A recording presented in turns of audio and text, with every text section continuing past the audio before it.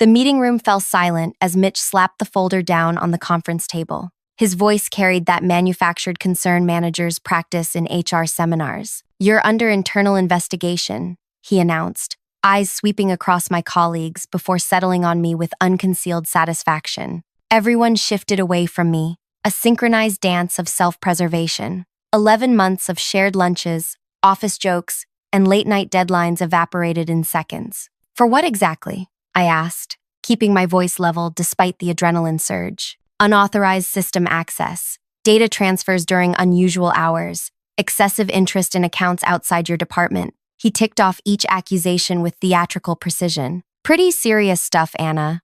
The team avoided eye contact. Dina, who had borrowed my stapler just this morning with a smile, suddenly found her notepad fascinating. Raj, who had invited me to his daughter's birthday last weekend, examined his watch as if time might stop if he stared hard enough. "We've been monitoring your activities for weeks," Mitch continued, clearly enjoying himself. "The evidence is substantial." My palms dampened, not from fear, from calculation. This was happening 3 weeks ahead of schedule. "I'd like to see this evidence," I said. "That's not how this works. Sign this." He slid a document across the table. "It's a simple admission of improper conduct. We'll make this discreet. You'll be escorted out today with 2 weeks severance." The alternative hung unspoken. Don't sign, and they'd make an example of me. And if I refuse? His smile tightened. Then things get less pleasant, much less. The team watched this exchange like spectators at a car crash, horrified but unable to look away. These people who'd praised my work yesterday now waited to see how thoroughly I'd be destroyed. I reached for my phone. "This isn't a negotiation," Mitch snapped. "You don't get to call anyone." I ignored him, dialing with deliberate calm. "Hello? Is this the FBI?" I maintained unwavering eye contact with Mitch. "Yes, this is Agent Hayes. The bridge is compromised." I repeat, the bridge is compromised. Mitch lunged across the table, reaching for my phone. "What the hell do you think?" "Code yellow at location Sunflower," I continued, dodging his grasp. "Request immediate backup." Chaos erupted. My supervisor knocked over his chair, scrambling to reach me. 2 senior managers bolted toward the door. The remaining team members froze, confusion replacing their judgment. "She's bluffing," Mitch shouted, his face reddening. "Security!" I stood my ground. "Am I?" The security guard appeared at the doorway, looking uncertain. For one heart-stopping moment, he moved toward me instead of Mitch. Had my message failed? Was my team not in position? Then came the thunder of footsteps in the hallway. "Federal agents, everyone stay where you are." Mitch's face transformed from rage to disbelief as a dozen agents flooded the room. My actual colleagues, not the strangers I'd pretended to work alongside for nearly a year. "This is ridiculous." Mitch backed away. "We were following standard procedure for employee misconduct." "Save it," said Agent Rodriguez, handcuffs already out. "We've heard enough over the wire she's been wearing." My colleagues stared at me, comprehension dawning in their eyes. I wasn't Anna from accounting after all. As Mitch was read his rights, our eyes locked. His held something I'd waited 11 months to see, the realization that he wasn't untouchable after all. The beginning of justice for 843 people who had no idea what had been happening to their money. But this wasn't the end. It was barely the beginning. If this story has grabbed your attention, hit that like button and subscribe to hear what happens next. Drop a comment if you've ever had a workplace moment where everything suddenly changed. Now, let me tell you who I really am and how this all started. My name is Eliza Hayes, and before I walked into that building 11 months ago with a false resume and a wire, I was a forensic accountant turned federal agent specializing in financial crimes. Not the path I expected when I graduated with my accounting degree, but life has a way of reshaping our plans. I grew up watching my grandparents lose their retirement savings to a trusted financial advisor who disappeared overnight. I witnessed my hardworking father struggle to rebuild what had been stolen from them. That sense of helplessness shaped me, carved determination into my bones. When the pattern of complaints about Alpine Financial Services reached our office, something about it triggered that old memory.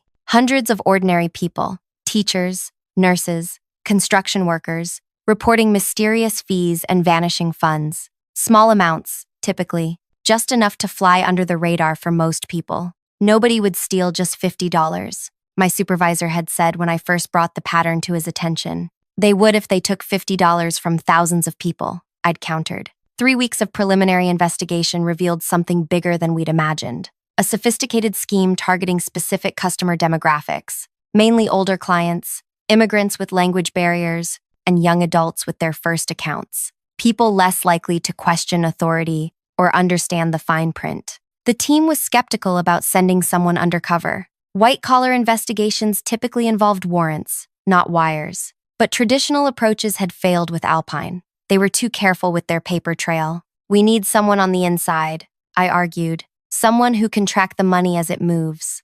That someone became me, Anna Wilson, recent transplant with decent credentials and an unassuming manner. Perfect for a mid-level accounting position at Alpine Financial's main branch. Getting hired was the easy part. What followed was months of methodical work, building trust while hunting for evidence. I'd arrive early, make coffee for the team, volunteer for extra assignments. I learned about Dina's struggles with fertility treatments and Raj's pride in his daughter's science fair projects. I became the office friend, too, reliable, sympathetic, unremarkable, all while secretly documenting the elaborate system Mitch had designed. It was brilliant in its simplicity. Small fees automatically generated on certain types of accounts. Administrative charges applied and then reversed, leaving a tiny percentage behind, too small for most customers to notice on monthly statements. Systematic rounding in the bank's favor. Each method yielding modest sums that, when multiplied across thousands of accounts, produced millions.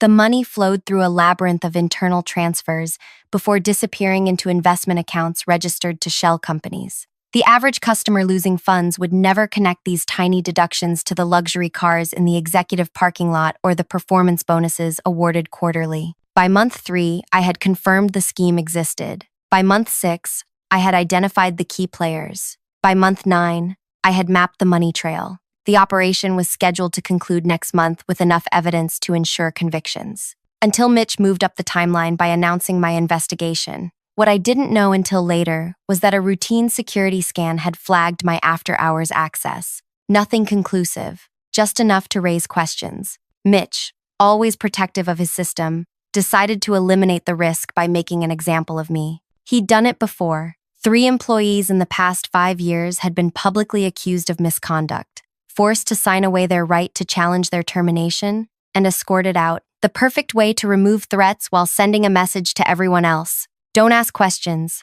Except this time, he targeted the wrong person. After the arrests, I sat in a debriefing room surrounded by my actual teammates. The adrenaline crash left me exhausted. "You did good work, Hayes," Agent Rodriguez said, sliding a coffee across the table. 8 months of evidence gathered, 17 individuals identified in the scheme, approximately $12 million siphoned from customer accounts. The customers, I said. When do they get their money back? Asset recovery is already working on it. The tricky part will be identifying all the victims. Some probably never noticed. Like Mrs. Loretta Chen, who came in monthly to question her statement, only to be patronizingly told she must be misremembering her balance. Or Daniel Ortiz, who was made to feel financially illiterate when he questioned a series of unusual charges. The elderly couple who couldn't afford medication because their account was mysteriously short every month. The system counted on shame and self-doubt to keep victims quiet. "We'll need your testimony," Rodriguez continued. "This won't be quick or easy. Financial crimes rarely are. I nodded, already preparing for the long road ahead. The arrests were just the beginning of a case that would take months, possibly years, to fully prosecute. What I didn't anticipate was how empty I would feel walking out of Alpine Financial for the last time. For all the wrongs committed there, I had built relationships, artificial ones based on a false identity,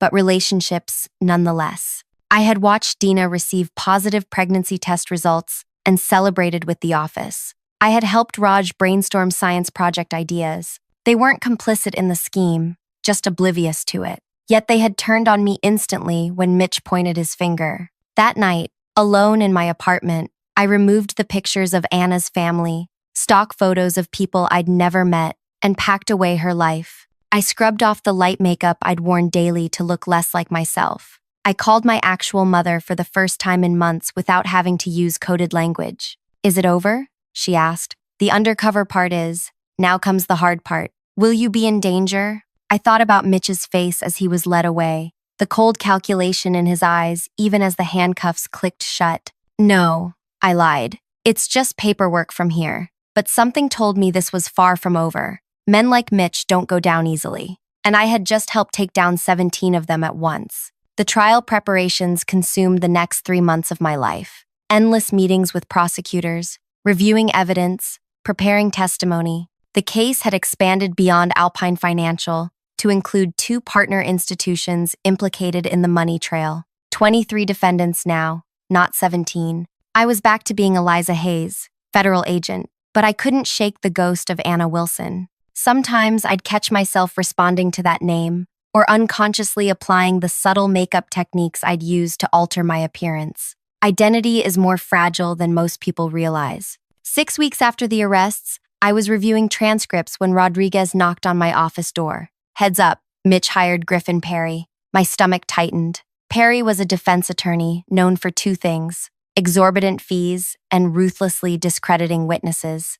They're claiming entrapment, Rodriguez continued, and they've filed motions to suppress almost everything we gathered, arguing the undercover operation wasn't properly authorized. That's ridiculous. We followed every protocol. Of course we did. But they only need to create doubt. He hesitated. And there's something else. They're digging into your past, your grandparents' situation, suggesting you had a personal vendetta. I set down my pen. That was 20 years ago. That was 20 years ago. Perry doesn't care. He's building a narrative that you manipulated evidence because of personal bias. Later that evening, as I left the federal building, a black sedan pulled alongside me, the window lowered to reveal Raj's familiar face. Agent Hayes, can we talk? Against better judgment, I got in. I didn't know, he said immediately, about any of it. I swear, I believe you. Some of us have been questioned. His hands fidgeted with his keys. They make it sound like we should have known, like we were all part of it. What did you tell them? The truth. That we processed what we were given. That nobody explained the overall system. He swallowed hard. My wife thinks I could be charged. We have a second baby coming in December. This was the collateral damage of financial crimes. Not just the direct victims, but the innocent bystanders caught in the aftermath. People like Raj who processed numbers without understanding their significance. If you cooperated honestly, you should be fine, I assured him. There's something else. His voice dropped. Dina got a call from Mitch last week, from jail. He was asking questions about you, what you accessed, who you talked to. My pulse quickened. What did she say? Nothing helpful, I think. But Hayes,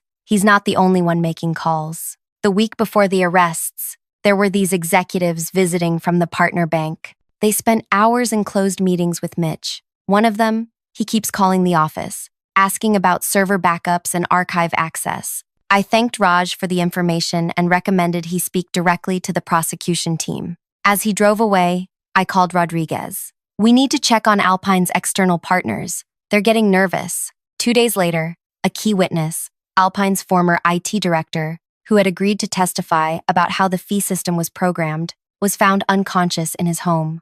Carbon monoxide poisoning from a faulty heater. He survived but suffered memory impairment affecting his recall of specific technical details. Just a coincidence, the local police said. The prosecution disagreed and placed 3 other witnesses in protective arrangements. I received additional security protocols, including a temporary relocation to a different apartment. They're desperate, Rodriguez reassured me. This means our case is strong, but doubt had taken root. Our meticulous operation was under siege from multiple directions. Legal challenges, witness intimidation, media leaks questioning the investigation's integrity. The worst blow came during the preliminary hearing.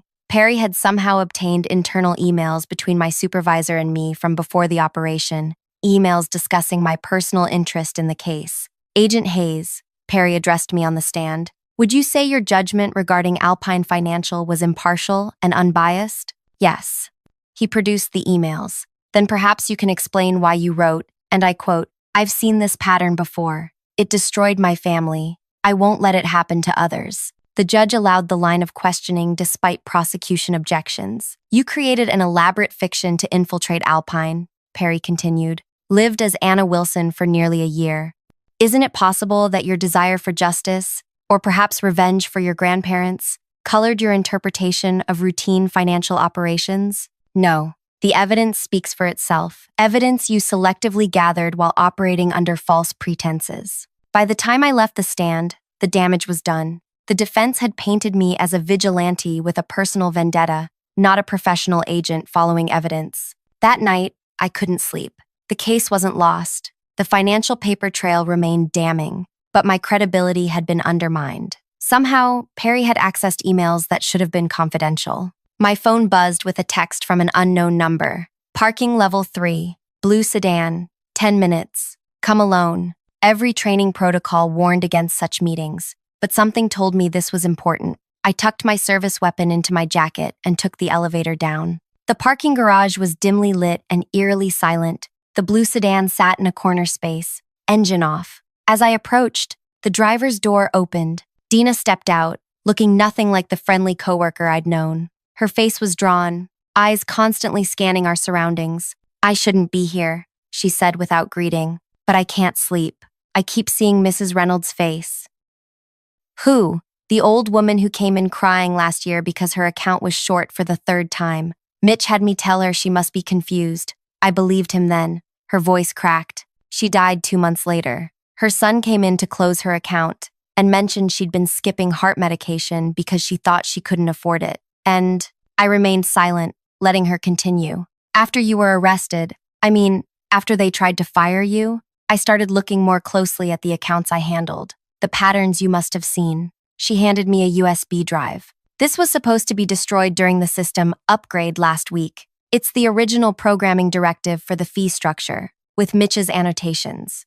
And this," she passed over a legal notepad, "is dates and times of calls Mitch made from detention, including 3 to someone named Jerome at Westward Partners." Westward Partners was the investment firm we suspected was laundering the proceeds, but couldn't prove direct connection. "Why are you giving me this?" "Because I processed the paperwork when Mrs. Reynolds closed her checking account to pay for her husband's funeral 4 years ago. I helped her set up automatic payments for her bills, including her prescriptions. I was part of the system that killed her." Her voice hardened. "And because yesterday someone left a picture of my house on my car windshield. No message, just the picture." After Dina left, I immediately took the materials to Rodriguez. The USB drive contained exactly what we needed: direct evidence linking Mitch to the deliberate creation of the fraudulent fee system, with notes calculating expected revenue. "This changes everything," Rodriguez said, "and we need to get Dana protection immediately." But when we sent agents to her home, she was gone. Packed bag, cell phone left behind. Her husband said she'd received a phone call and left immediately, telling him to take their daughter to his mother's house upstate. The next morning, Perry withdrew several key motions in the case. By afternoon, 3 defendants had approached the prosecution about potential cooperation deals. "They're turning on each other," Rodriguez said. "Classic response when the evidence becomes overwhelming. We've got them." For the first time in weeks, I felt the case solidifying again. The prosecution's confidence grew with each new cooperation agreement. Even the judge seemed increasingly skeptical of the defense's arguments. Then Dina's car was found at a bus station 50 miles away. No surveillance footage, no bus ticket purchased in her name, no sign of where she had gone. Just her empty vehicle, with a stack of client account statements in the trunk, each annotated with highlighting and sticky notes identifying unusual fee patterns. More evidence for our case, but at what cost? That night, as I reviewed the new materials, my apartment buzzer rang. The security detail checked the visitor, a delivery courier with a certified letter requiring signature. The envelope contained a single sheet of paper with an address in an industrial area outside the city, tomorrow's date, and a time, 9 p.m. No signature, no explanation. Every instinct warned me this was a trap. I called Rodriguez. "Absolutely not," he said after I explained. "We'll send a surveillance team, but you're not going anywhere near that address." I agreed, but something about the precision of the note bothered me. The handwriting was familiar. At 8:30 the next evening, Rodriguez called. "Surveillance reports an abandoned warehouse. No activity, no signs of recent entry." At 8:45, I received a text from an unknown number. "Time running out. Jerome knows about Hayes, not just Anna." My real name hadn't been made public. The connection between Eliza Hayes and Anna Wilson was known only to the investigation team and the defendants, and apparently to whoever sent this message. At 8:55, against direct orders and my better judgment, I left my apartment through the service entrance, avoiding my security detail. I took a taxi to within 3 blocks of the address, then approached on foot, service weapon drawn. The warehouse appeared exactly as described, dark, abandoned, no signs of life. I circled the perimeter once before, approaching a side door left slightly ajar. Inside, emergency lights cast weak illumination across an empty storage floor. A single chair sat in the center, with a manila envelope on it. I swept each corner of the space before approaching the chair. The envelope contained a single USB drive and a handwritten note. The account connections you couldn't find. Run.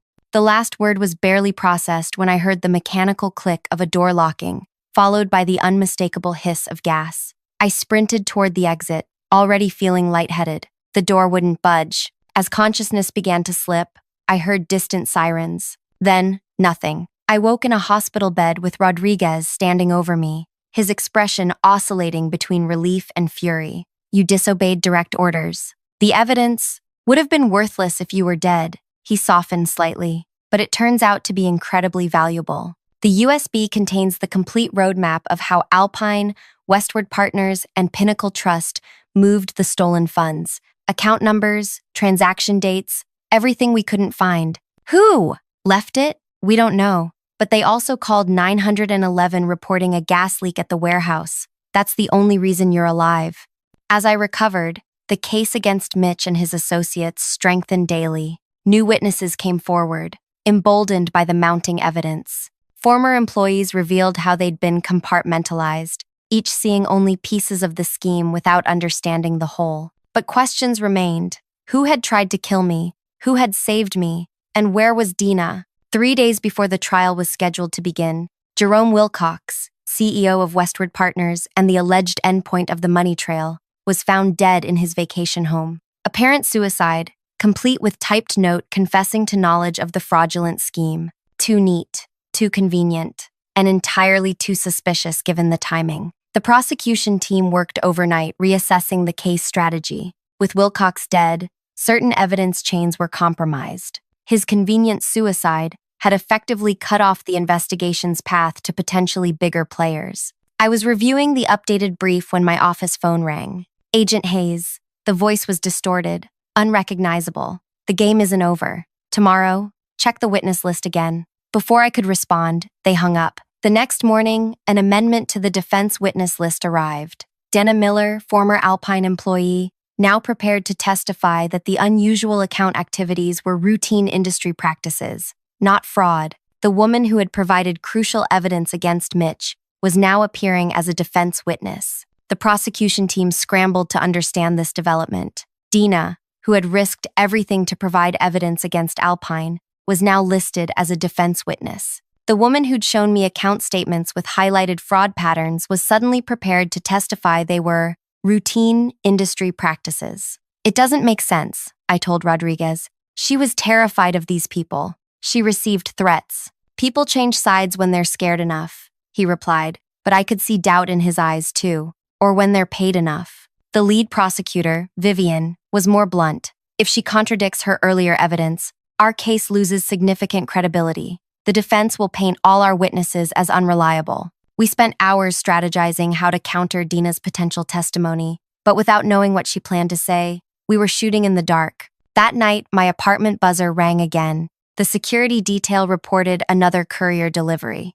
This one contained a hotel keycard with a room number written on the sleeve, 714. I recognized the logo, a mid-range hotel about 15 minutes from my apartment. Against all protocol, but with a heads up to Rodriguez this time, I went. Room 714 was empty when I entered, weapon drawn. The television was on, playing local news coverage of the upcoming trial. On the bed lay a burner phone that began ringing the moment I stepped inside. You came alone? A voice I recognized immediately, despite electronic distortion. Yes. Where are you, Dina? Not important. Listen carefully. I don't have much time. Tomorrow in court, I need you to ask me about Account Review Protocol 16. What's that? Something that doesn't exist. When I hesitate, press me on it. Ask if it was part of the quarterly compliance check. Dina, what's happening? Are you safe? No, none of us are. They have my daughter Eliza. Her voice cracked. The first time I'd heard her use my real name. They've been watching her preschool for weeks. Yesterday, they sent me a picture of her on the playground with a man standing nearby. Their message was clear. We can protect you both. No, they have people everywhere. The only way through this is to follow their script tomorrow, then destroy them from the inside. The line went silent for several seconds. I need to go. Just remember, Protocol 16. Make it seem like you expected me to know about it. The call ended before I could ask anything else. Back at my apartment, I debated whether to share this development with the prosecution team. If Denna was being coerced, we needed to intervene. But if revealing her contact put her daughter at risk, I decided on a compromise, telling Rodriguez about the meeting, but only that Dina seemed under duress and might not be voluntarily helping the defense. We should postpone, he suggested. No, she was clear that we need to proceed, but carefully. The next morning, the courtroom hummed with tension. Media filled the gallery, drawn by the high-profile financial crimes and the drama of an undercover operation. The defendants sat in a row, Mitch in the center, impeccably dressed despite months in detention, flanked by his co-conspirators. When Dina entered, I barely recognized her. Gone was the warm, slightly frazzled working mother I'd known. This woman moved with rigid precision, her face blank, eyes never settling on any single point in the room. Defense counsel called her to the stand first. Ms. Miller, you worked at Alpine Financial for 7 years, correct? Yes. And during that time, you processed thousands of customer accounts? Yes. In your professional opinion, were the fee structures at Alpine unusual or outside industry standards? Dina hesitated for a microsecond. No, they were consistent with standard practices. For 40 minutes, she systematically undermined our case, describing the fee system as transparent and appropriate, claiming any irregularities were customer misunderstandings or system limitations. With each answer, the prosecution's case seemed to weaken. When cross-examination began, Vivian started with basic foundation questions, establishing Dina's role and responsibilities. Then she nodded subtly to me, my cue. I slid her a note with my question. She read it, frowned slightly, but proceeded. Ms. Miller, I'd like to ask about Account Review Protocol 16. You were responsible for implementing that, correct? Denna's composure cracked. Just as she'd predicted, she hesitated. I'm not familiar with that protocol. Really? It was part of the quarterly compliance check you oversaw. No, She glanced toward the defense table, where Mitch was watching intently. There was no such protocol. Are you certain? Because we have documentation suggesting otherwise. Dina's eyes darted toward the gallery, then back to Vivian. May I see this documentation? As Vivian approached with a manila folder containing blank papers, a bluff, Dana's hand trembled slightly as she reached for it. For the record, Vivian said, this document describes a systematic review process for accounts flagged for unusual fee applications, a process you personally managed. Dina studied the empty folder, then looked up. Something had changed in her expression, a resolve I hadn't seen before. There was no Protocol 16, she said clearly, but there was a different system, one that Mr. Mitchell required certain employees to implement without documentation. The defense lawyer jumped to his feet. Objection! This goes beyond the scope of the question. Your Honor, Vivian countered. The witness is clarifying her answer about account review procedures. The judge allowed Dina to continue. What followed was 2 hours of devastating testimony as Dina methodically exposed the entire fraud scheme, producing handwritten notes she'd kept hidden from both sides. She explained how Mitch had compartmentalized the operation, ensuring no single employee saw the complete picture, how threats and manipulative bonuses kept questions minimal. And why are you sharing this now? Vivian asked. When you previously agreed to testify for the defense, Dina looked directly at Mitch for the first time. Because my daughter deserves to see what honesty looks like, even when it's terrifying. The defense attorney attempted damage control during redirect, suggesting Dina was lying to avoid prosecution herself, but the detailed records she'd secretly maintained proved impossible to discredit. When court adjourned for the day, Dina was immediately taken into protective custody, along with her family. The prosecution team was euphoric. That was masterful, Vivian told me. How did you know to ask about a non-existent protocol? Just intuition, I lied.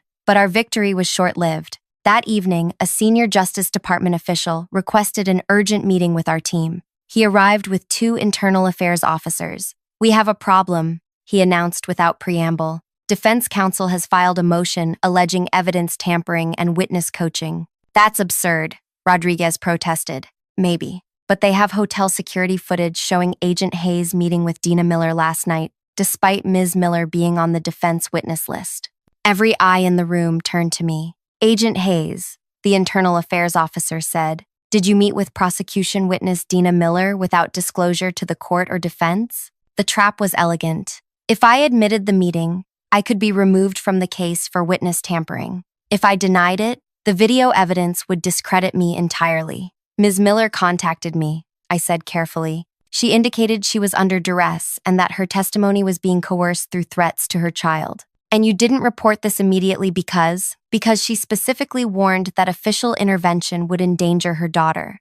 The senior official sighed. "The defense is moving to have all evidence gathered during your undercover operation thrown out, claiming it's all potentially tainted by your conduct. That's ridiculous. The financial records stand on their own, perhaps, but the judge has ordered a hearing on the matter tomorrow morning. Until then, you are suspended from all case activities." After they left, Rodriguez stayed behind. "This was coordinated," he said quietly. "Someone tipped the defense about your meeting. Someone with access to that hotel's security system.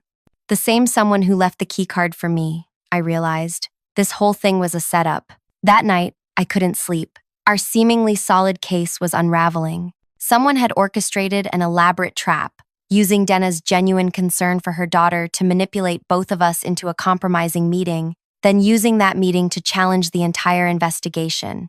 The next morning, I sat in the back of the courtroom as the judge heard arguments about my conduct. The defense painted me as a rogue agent obsessed with taking down Alpine at any cost, willing to manipulate witnesses and manufacture evidence. When the prosecution presented Dina's account of being threatened, the defense countered with phone records showing she had initiated contact with me, not the reverse. The judge appeared troubled. While I'm sympathetic to concerns about witness safety, proper protocols exist for such situations. Agent Hayes deliberately circumvented these protocols. My heart sank as he continued. "However, the extreme remedy of excluding all evidence gathered during the undercover operation seems disproportionate, particularly given the substantial documentary evidence corroborating the alleged scheme." The defense attorney pressed his advantage. "Your Honor, if the investigation was tainted from the beginning by Agent Hayes' personal vendetta, My ruling," the judge interrupted, "is that Agent Hayes will be removed from further participation in this case, and the jury will be instructed to consider her testimony with appropriate caution. However, the financial records and other documentary evidence remain admissible, as do the testimonies of other witnesses. A compromise that damaged my professional reputation but preserved the core of our case." As the hearing concluded, I noticed Mitch watching me with the faintest smile. Not triumph, something more calculating.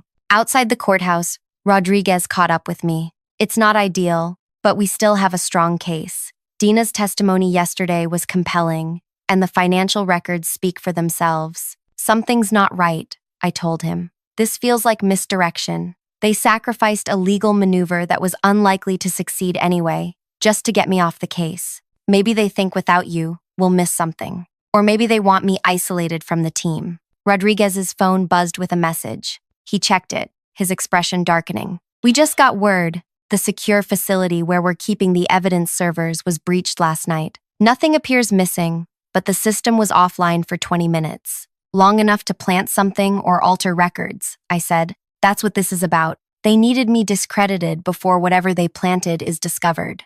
For the next week, I was sidelined, officially suspended pending review, forbidden from accessing case materials or contacting the prosecution team. I watched news coverage of the trial from my apartment, frustrated by my inability to help. The case proceeded without me, but something felt off in the reports. The prosecution seemed to be struggling with technical evidence that had previously been solid. Witnesses appeared confused by questions about specific transactions that had been clearly documented. On the 8th day of trial, Rodriguez defied orders and came to my apartment. "They altered the server data," he confirmed. "Subtle changes to dates and amounts, just enough to create inconsistencies with witness testimony and make our evidence look unreliable. Can't we prove the tampering? We're trying, but they were clever. The changes match the server backup we kept in a separate facility. Both sets of evidence have been compromised. We were so focused on our conversation that we missed the first subtle signs, the faint odor,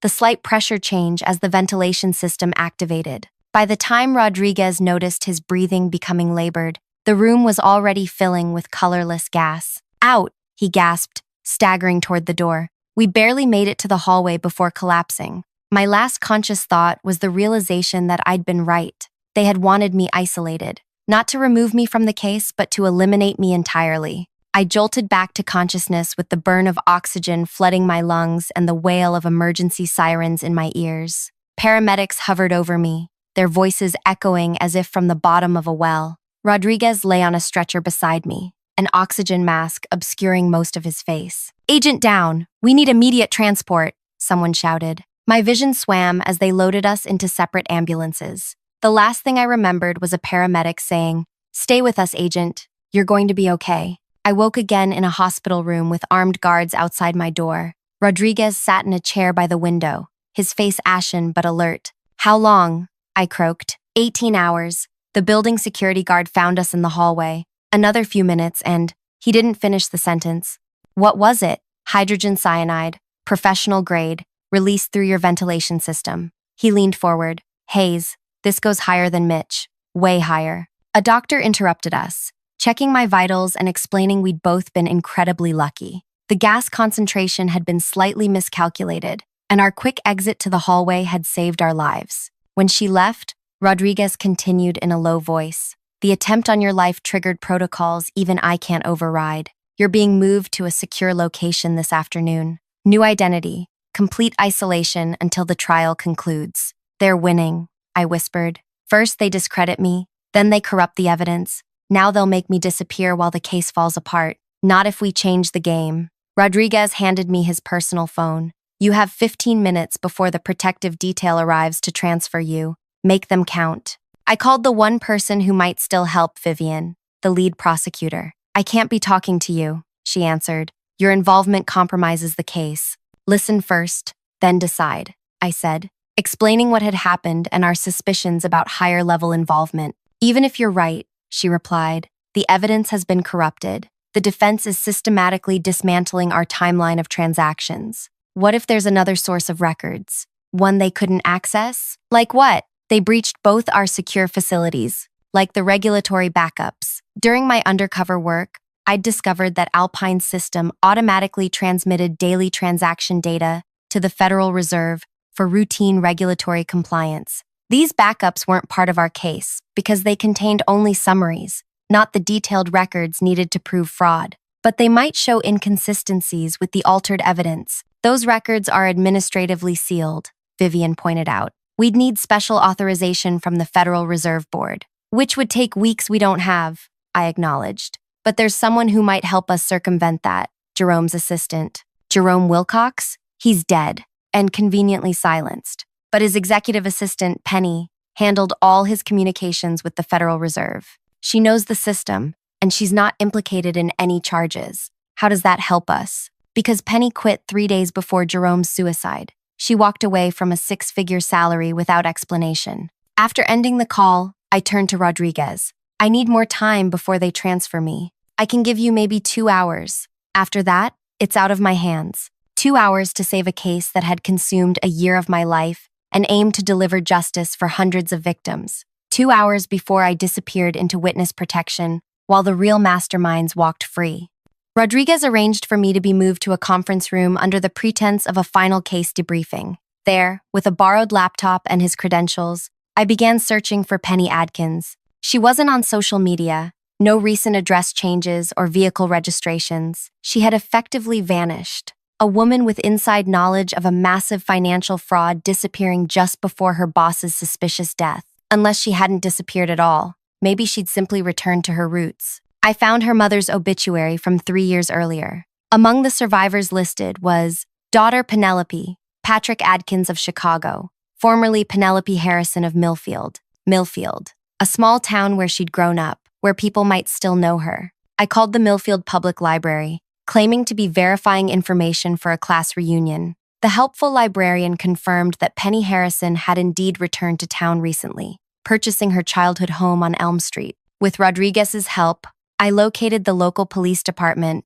and, using his authority, requested a welfare check. We have reason to believe she may possess evidence relevant to an ongoing federal investigation and might be in danger. 90 minutes later, the Millfield police chief called back. Ms. Harrison seems fine, but she was pretty spooked by our visit, said she's been expecting trouble. When we mentioned the FBI, she asked specifically if it was about Agent Hayes. My pulse quickened. Did she leave a message?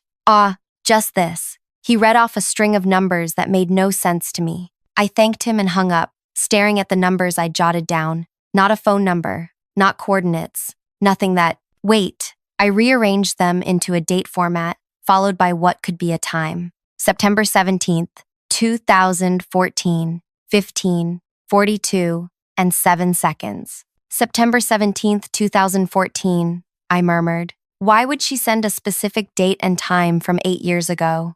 Rodriguez studied the numbers. That's well before your investigation began. Maybe a significant transaction date? I shook my head, then suddenly remembered something Penny had mentioned during my undercover work. She had been at Alpine for 12 years, longer than anyone except the executive team. She had once complained about the system migration they had done back in 2014 that had required manually re-entering thousands of accounts. It's not a transaction date, I realized. It's a system timestamp. She's telling us when to look in the regulatory backups.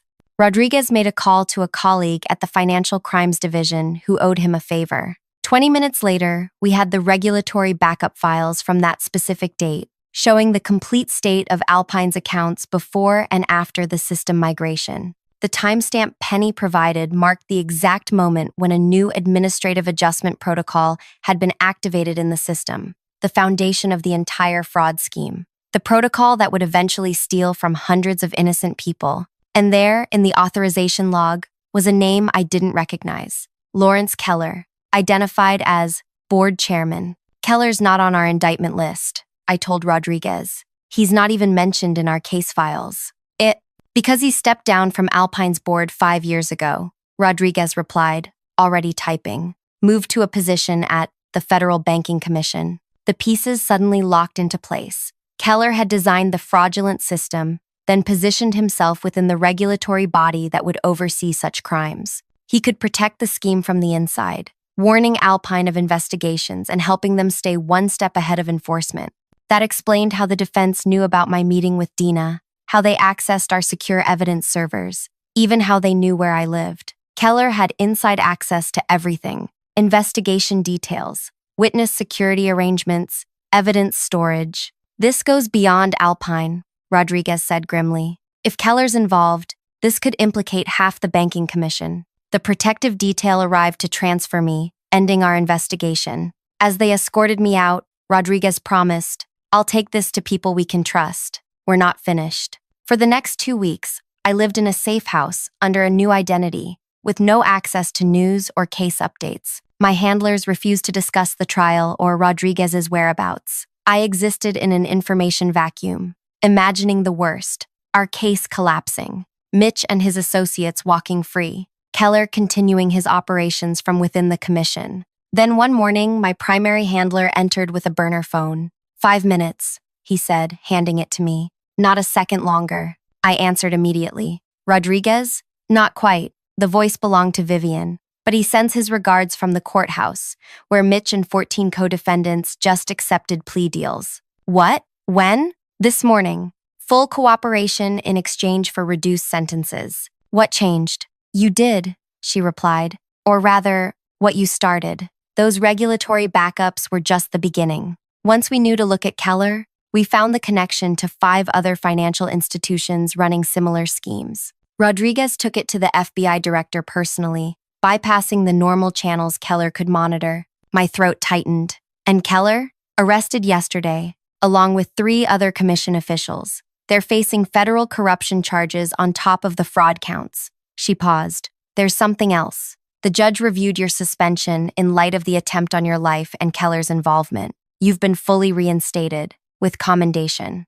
After ending the call, I sat motionless, processing the news. Justice was being served, but not through my direct action. I'd been sidelined for the critical final act, or so I thought. 3 days later, I was finally brought back to the Justice Department. Rodriguez met me in the conference room, sliding a thick folder across the table. Thought you might want to see this before the press conference. Inside was the complete case summary, all the plea agreements, cooperation statements, asset seizure reports, and victim restitution plans. But something was missing. Where's the evidence about Keller? The regulatory backups? Rodriguez smiled. That's the best part. We never had to use them. What? Then how did you get the pleas? With this. He handed me a flash drive. The day after you were evacuated to the safe house, every board member, senior executive, and major investor at Alpine Financial received this video file. He connected the drive to a laptop and pressed play. On screen appeared Penny Adkins, Jerome's former assistant, sitting in what looked like a small-town kitchen. My name is Penelope Harrison, formerly executive assistant to Jerome Wilcox at Westward Partners, she began. For 8 years, I witnessed and inadvertently facilitated a massive financial fraud orchestrated by Lawrence Keller and executed through Alpine Financial, Westward Partners, and 3 other institutions. What followed was a 40-minute confession and explanation, supported by documents she'd secretly copied over years. She detailed how she'd discovered the fraud, her growing moral crisis, and her decision to document everything instead of immediately reporting it, knowing Keller's influence would bury any investigation. Jerome discovered what I was doing 2 months ago, she continued. He promised to help expose everything, saying he wanted to make it right. The next day, he was summoned to a private meeting with Lawrence Keller. A week later, he told me to destroy all my records and forget everything I'd seen. When I refused, he threatened me with prosecution. That's when I quit and went into hiding. She looked directly into the camera. I'm recording this as insurance. If anything happens to me, as it did to Jerome, this video will automatically be sent to every board member, major investor, and media outlet on my distribution list. The video ended with her holding up a document, Keller's original system design specifications with his signature. She sent this to everyone except us, I realized. Rodriguez nodded. She didn't trust any official channels while Keller had influence. But once the video circulated among Alpine's board and investors, they panicked. 3 board members came forward independently, offering evidence in exchange for leniency. Mitch and his team, realizing they were being sacrificed to protect Keller, quickly followed suit. And Keller tried to flee the country but was arrested at a private airfield. When confronted with the evidence from multiple cooperating witnesses, he broke. Started naming other officials involved in exchange for consideration. The system Keller had built to protect himself had become his undoing. Once the first domino fell, everyone rushed to save themselves, creating a cascade of cooperation that exposed the entire network. 2 months later, I stood in the back of a crowded courtroom as Lawrence Keller received a 20-year sentence for fraud, corruption, and obstruction of justice. Mitch and his associates had already been sentenced to terms ranging from 5 to 15 years. But the true victory came after the sentencing, when the judge announced the creation of a restitution fund for all victims, more than 1,200 people who would finally recover what had been stolen from them. As the courtroom emptied, I approached the prosecution table where Vivian was packing her files. There's still one thing I don't understand, I said. How did Penny know to send me that timestamp? We never communicated during my undercover work. Vivian smiled. She didn't send it to Agent Hayes. She sent it to Anna Wilson, the quiet accountant who once helped her troubleshoot a system discrepancy involving that exact timestamp. The accountant who casually mentioned her grandparents losing everything to financial fraud. Penny made the connection after your identity was revealed in the news. Sometimes justice comes from unexpected allies, people who carry their own quiet burdens of complicity until they find the courage to act. Outside the courthouse, I called my father. It's done, I told him. All of it. Your grandparents would be proud, he said, his voice thick with emotion, not just of the result, but of how you achieved it, by being exactly who they raised you to be. The system Keller had created wasn't just dismantled, it was exposed to its foundations, preventing similar schemes from taking root elsewhere. The Regulatory Commission underwent a complete restructuring with new oversight protocols. Alpine Financial was dissolved, its legitimate assets transferred to institutions with verified ethical practices. My revenge wasn't the destruction of individuals, but the transformation of a system that had enabled predators for decades.